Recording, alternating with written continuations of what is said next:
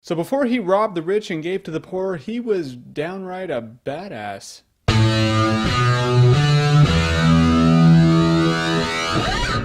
Robin Hood. Yeah, there's no subtext. Okay, so it's been 19 years since we've seen a Robin Hood movie. Or 17.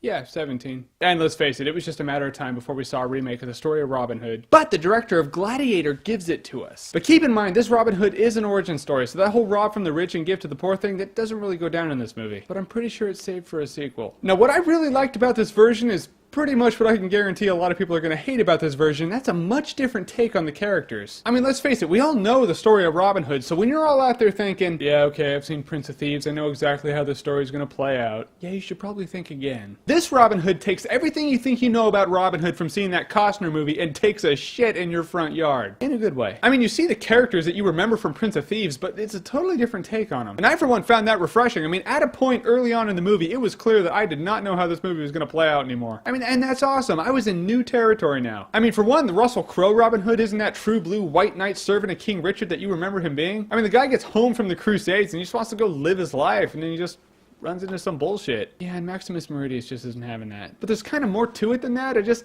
can't tell you about it. But I mean, how this guy becomes the Robin Hood is really cool to see, and it's not all cut and dry like, I'm home! My father's dead. No! I shall avenge him.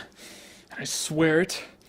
On my own blood, and why do I have a watch in, like, the 2nd century? Yeah, the angle that Ridley Scott comes from in this movie makes for a much cooler backstory to Robin Hood. I mean, honestly, simply speaking, if you liked Kingdom of Heaven and you want to see that style applied to the Robin Hood story, there's no real reason why you shouldn't like this movie. But it doesn't concentrate on Robin Hood's friends as much as I would have wanted it to, but it does concentrate on Robin Hood, which is kind of the point. And it does touch heavily on the politics of running a bankrupt country from King Richard's crusade, and a country divided from its new douchey king. I personally thought the story was really well thought out, and although it doesn't touch on the whole rob from the rich and give to the poor thing that people really know Robin Hood for, that's pretty much set up for the sequel, I thought it was great. I mean, by the end of this movie, you realize that the story of Robin Hood's just too big for one movie. And how badass would that be to have this sweet war epic Robin Hood trilogy all Ridley Scott style? Tell me that wouldn't be awesome. So personally, for me, Robin Hood was the stuff that medieval political war epics should be made of. So go check it out. It was medieval badass.